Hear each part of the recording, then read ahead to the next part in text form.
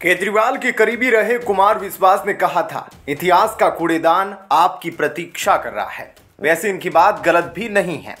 जो कभी राजनीति बदलने का दावा करके आए थे, वे उसी दलदल में धंसते चले गए जिससे जनता को बाहर निकालने की कस्में खा रहे थे। राजनीति में जैसा पतन आम आदमी पार्टी का हुआ, वैसा संसदीय लोकतंत्र में किसी का भी नहीं हुआ। केजरीवाल को देखकर बार बार मिर्जा गालिब का शेर याद आ जाता है कि वो आए थे तवाइफों के कोठे बंद कराने, मगर सिक्कों की खनक देखकर खुद ही मुजरा कर बैठे। संजय सिंह के आरोपों पर बीजेपी दिल्ली प्रदेश अध्यक्ष वीरेंद्र सचदेवा ने जोरदार खुलासा किया है। उन्होंने अरविंद केजरीवाल और संजय सिंह दोनों पर बड़ा आरोप लगा दिया है। सचदेवा ने दावा किया है कि उनके सूत्र ये बताते हैं कि अरविंद केजरीवाल तो अब संजय सिंह से मिलना भी नहीं चाहते, क्योंकि संजय सिंह विधायकों की जोड़ तोड़ कर मुख्यमंत्री बनना चाहते हैं, जबकि केजरीवाल मुख्यमंत्री का पद अपने परिवार में ही रखना चाहते हैं। उन्होंने कहा कि संजय सिंह को जो संदेश चाहिए वह अरविंद केजरीवाल ने दे दिया है। संजय सिंह को इशारों में यह बात समझनी चाहिए कि केजरीवाल किससे मिलना चाहते हैं और किससे नहीं मिलना चाहते हैं। तिहाड़ जेल दिल्ली सरकार के अंतर्गत आता है और अरविंद केजरीवाल की सरकार द्वारा बनाए गए जेल मैनुअल 2018 की नियम 602 के तहत इस तरह के हाई प्रोफाइल कैदी की सुरक्षा को ध्यान में रखते हुए शीशे की दीवार के आर पार से और इंटरकॉम के जरिए ही मुलाकात करवाई जा सकती है।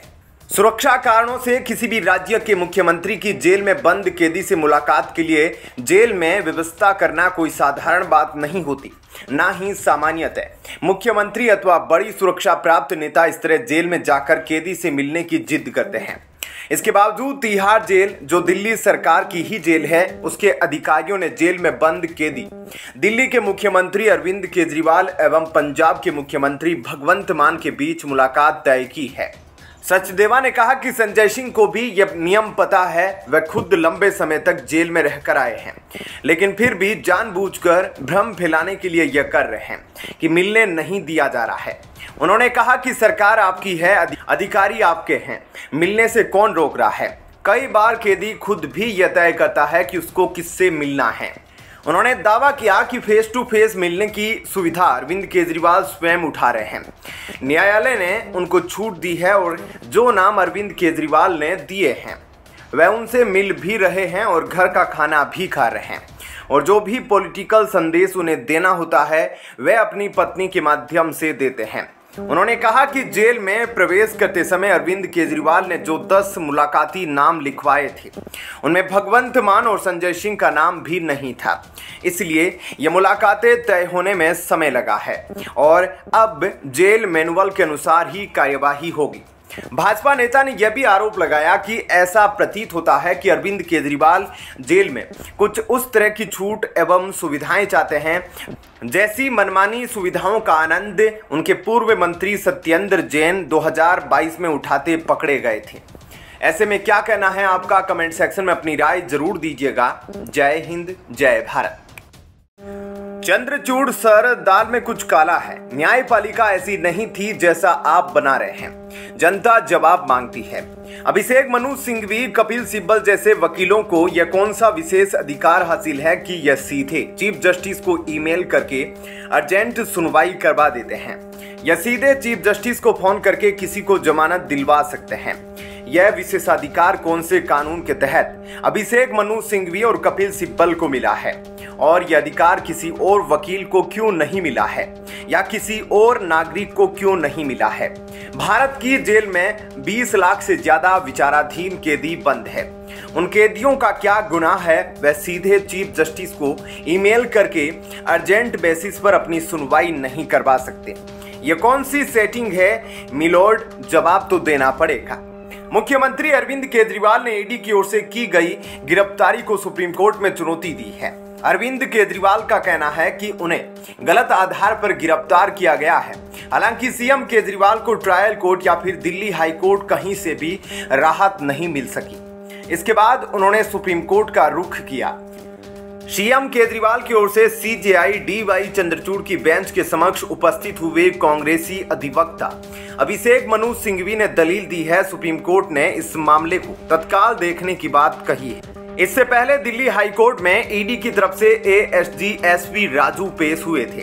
हाईकोर्ट ने अरविंद केजरीवाल को राहत देने से इनकार कर दिया था। सीजेआई डीवाई चंद्रचूड़ की पीठ के समक्ष केजरीवाल की ओर से पेश हुए अभिषेक मनु सिंघवी ने मौखिक रूप से अपनी दलील पेश की है। सिंघवी ने कहा कि उनके मुवक्किल केजरीवाल की गिरफ्तारी वैसे दस्तावेजों के आधार पर की गई है जिस पर भरोसा नहीं किया जा सकता। इन दस्तावेजों को उनसे छुपाया गया था। अभिषेक सिंघवी ने कहा, मैंने इस मामले को तत्काल सूचीबद्ध करने के लिए ईमेल किया है। यह एक मुख्यमंत्री की गिरफ्तारी से जुड़ा मामला है। इस पर सीजेआई डीवाई चंद्रचूड़ ने कहा, मैं इसे तत्काल देखूंगा। मैं यह सुनिश्चित करूंगा कि सभी ईमेल को देखा जाए। सुप्रीम कोर्ट में सोमवार से कामकाज शुरू होगा। ऐसे में उम्मीद जताई जा रही है कि केजरीवाल की याचिका पर 15 अप्रैल को सुनवाई हो। इससे पहले अभिषेक मनु सिंघवी ने हिमाचल उच्च न्यायालय में राज्यसभा चुनाव की प्रक्रिया को चुनौती दी थी। सिंघवी ने व्यक्तिगत तौर पर उच्च न्यायालय पहुंचकर याचिका दायर की। इस याचिका में कहा गया है, ड्रॉ ऑफ लॉट्स के जिस नियम के तहत वे चुनाव हारे हैं वह गलत है। इससे पहले दिल्ली हाईकोर्ट ने 9 अप्रैल को अरविंद केजरीवाल की याचिका खारिज कर दी थी। हाईकोर्ट ने माना था कि केजरीवाल की गिरफ्तारी में कुछ भी गैरकानूनी नहीं है। जांच एजेंसी ईडी की ओर से हाईकोर्ट में पेश हुए एएसजी एसपी राजू ने कोर्ट को बताया कि गिरफ्तारी की प्रक्रिया पूरी तरह से सही है। उन्होंने आगे कहा था कि सीएम केजरीवाल को गिरफ्तारी की वजह के बारे में लिखित में जानकारी दी गई थी। हालांकि अब यह मामला सुप्रीम कोर्ट के समक्ष लंबित है। ऐसे में क्या कहना है आपका, कमेंट सेक्शन में अपनी राय जरूर दीजिएगा। जय हिंद, जय भारत। कांग्रेस पार्टी के नेता रोज नए विवाद पैदा करते रहते हैं। कभी कंगना रनौत को लेकर आपत्तिजनक बयान देते हैं तो कभी हिंदू देवी देवताओं को लेकर टिप्पणी करते हैं। अब कांग्रेस के एक बयान को लेकर सोशल मीडिया पर बवाल मचा हुआ है। यूजर्स का कहना है कि कांग्रेस ने कायस्थ समाज के कुलदेवता चंद्रगुप्त भगवान का अपमान किया है।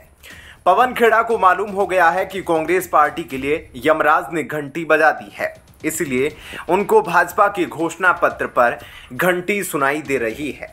वैसे भी पवन खेड़ा तो कांग्रेस के लिए खतरनाक है, इसलिए उनको भाजपा का घोषणा पत्र यमराज की घंटी बजने जैसा लगा। दरअसल कांग्रेस के मीडिया प्रमुख पवन खेड़ा ने रविवार को एक प्रेस कॉन्फ्रेंस किया। इस दौरान उन्होंने कहा, आज की प्रेस कॉन्फ्रेंस की शुरुआत में यमलोक की घटना का मैं जिक्र करना चाहता हूं। यमराज ने एक ऐसी मशीन बनाई थी कि जब भी कोई झूठ बोलता था तो टन टन आवाज शुरू हो जाती। आज सुबह से मशीन बंद ही नहीं हुई, टन टन टन बजे जा रही है। उन्होंने आगे कहा, यमराज बहुत चिंतित हुए और चित्रगुप्त को बुलाया और कहा कि चित्रगुप्त, यह बंद क्यों नहीं हो रही है। चित्रगुप्त ने कहा, यमराज, आज मोदी जी का संकल्प पत्र जारी होने वाला है, अभी तक बज रही है, आपको आवाज आ रही होगी। यह स्थिति एक ऐसे नेता की हो गई है जो 10 साल से प्रधानमंत्री है। मोदी जी के घोषणा पत्र का नाम संकल्प पत्र नहीं, माफीनामा होना चाहिए। पवन खेड़ा ने भाजपा और पीएम मोदी पर निशाना साधने के लिए जिस तरह की कहानी गढ़ी और उसमें यमराज एवं चित्रगुप्त का वर्णन किया, उससे सोशल मीडिया पर बवाल मच गया है। Social media users Pawan Khera और कांग्रेस को हिंदू विरोधी बता रहे हैं।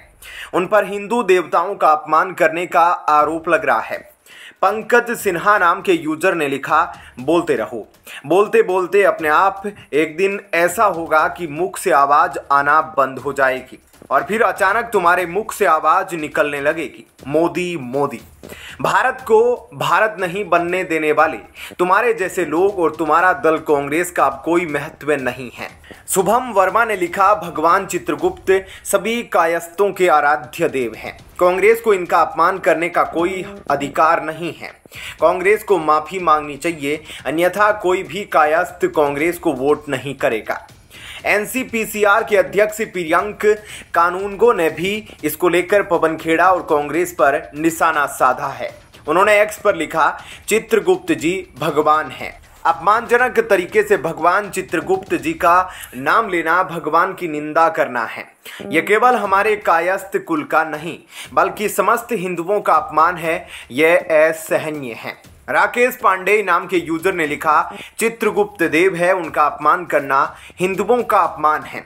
संपूर्ण कांग्रेस हिंदुओं के देवी देवताओं को अपमानित करने का ठेका लेकर बैठी है। अब इस पर कार्यवाही हो तो यह मूर्ख प्रवक्ता और नेता विक्टिम कार्ड दिखाने लगते हैं। अंकुश नाम के सोशल मीडिया यूजर ने लिखा, चित्रगुप्त जी संपूर्ण कायस्थ समाज के लिए भगवान स्वरूप है। वह तो स्वयं संपूर्ण कायस्थ समाज के कुल देवता भी है। हैरानी तो नहीं हुई है कि पवन खेड़ा जी उनका सम्मान नहीं कर पाए, क्योंकि कांग्रेस तो समस्त सनातन के विनाश में लगी है। कांग्रेस का विनाश निश्चित है। क्या कहना है आपका? कमेंट सेक्शन में अपनी राय जरूर बताएं। जय हिंद, जय भारत। लोकसभा चुनाव के लिए सभी पार्टियां अपने उम्मीदवारों का ऐलान कर रही है। इसी बीच कन्हैया कुमार के दिल्ली से चुनाव लड़ने की अटकलें काफी तेज हो गई है। कन्हैया कुमार जेएनयू में आतंकवादी अफजल गुरु याकूब मेमन की वर्सी मना रहा था। भारत तेरे टुकड़े होंगे का स्लोगन गा रहा था। बस देशद्रोही मानसिकता देखते हुए कांग्रेस पार्टी ने इसे अपने पार्टी में शामिल कर लिया। अब टिकट भी दे रहे हैं, यानी भारत का दुश्मन कांग्रेस का आंखों का तारा। मीडिया रिपोर्ट के अनुसार कांग्रेस कन्हैया कुमार को इस लोकसभा चुनाव में दिल्ली में उतार सकती है। सूत्रों के अनुसार बुधवार को पार्टी के आला कमान ने दिल्ली और हरियाणा के प्रभारी दीपक बाबरिया और दिल्ली कांग्रेस के अध्यक्ष अरविंद सिंह लवली और कन्हैया कुमार के साथ एक बैठक की थी, जिसमें कन्हैया कुमार ने दिल्ली से चुनाव लड़ने पर जोर दिया है। सूत्रों की माने तो कन्हैया कुमार बस दिल्ली से चुनाव लड़ना चाहते हैं, चाहे वह कोई भी सीट हो। बता दें कि कन्हैया कुमार की चुनाव लड़ने को लेकर आज एक और बैठक होगी, जिसमें पार्टी के आलाकमान शामिल होंगे। आज होने वाली बैठक में कन्हैया कुमार के साथ ही कुछ अन्य राज्यों की सीटों के उम्मीदवारों के नामों पर चर्चा होगी। पिछली बार लोकसभा चुनाव 2019 में कन्हैया कुमार को हार का मुंह देखना पड़ा था।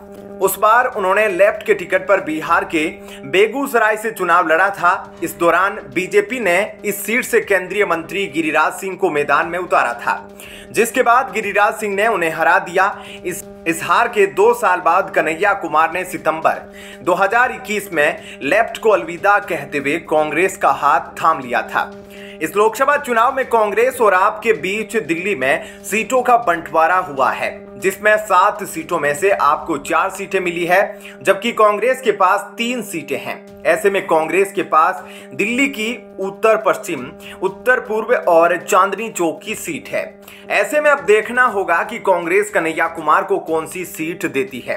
हालांकि कांग्रेस सूत्रों का कहना है कि दिल्ली कांग्रेस के साथ ही स्क्रीनिंग कमेटी के कुछ नेताओं ने संभावित ध्रुवीकरण का हवाला देते हुए कन्हैया कुमार को चुनाव में उतारने पर आपत्ति जताई है। हालांकि पार्टी के आलाकमान का ही निर्णय आखिरी होगा। कन्हैया कुमार को दिल्ली की सीट से चुनाव में उतारने की अटकलों के बीच कांग्रेस के एक नेता ने कहा कि कन्हैया कुमार के चुनाव मैदान में उतारने से पार्टी को फायदा होगा। दरअसल कन्हैया कुमार शहर में बसे पूर्वांचल के लोगों के साथ अच्छा तालमेल बिठा सकते हैं, जो पार्टी के लिए काफी अच्छा साबित होगा। साल 2019 की तरह इस बार भी चुनाव 7 चरणों में हो रहे हैं। पहले चरण के लिए 19 अप्रैल को वोटिंग होगी, वहीं दिल्ली में 25 मई को छठे चरण में वोटिंग होगी। दिल्ली में एक ही दिन में 7 सीटों पर मतदान होंगे। क्या कहना है आपका? कमेंट सेक्शन में अपनी राय जरूर बताएं। जय हिंद, जय भारत। राजस्थान में कांग्रेस एक बार फिर अपने खेमे को सहेज पाने में विफल रही है। अब सूरतगढ़ से कांग्रेस की टिकट पर विधानसभा चुनाव लड़ने वाले हनुमान मील, पूर्व पीसीसी उपाध्यक्ष अशोक अवस्थी, पूर्व विधायक गंगाजल मील और पीसीसी उपाध्यक्ष सुशील शर्मा समेत कई अन्य नेताओं ने भाजपा का दामन थाम लिया है। ये नेता रविवार को पार्टी छोड़कर भाजपा में शामिल हो गए। इनके साथ ओंकार सिंह लखावत, नारायण पंचारिया और अरुण चतुर्वेदी ने भी भाजपा का दामन थाम लिया है।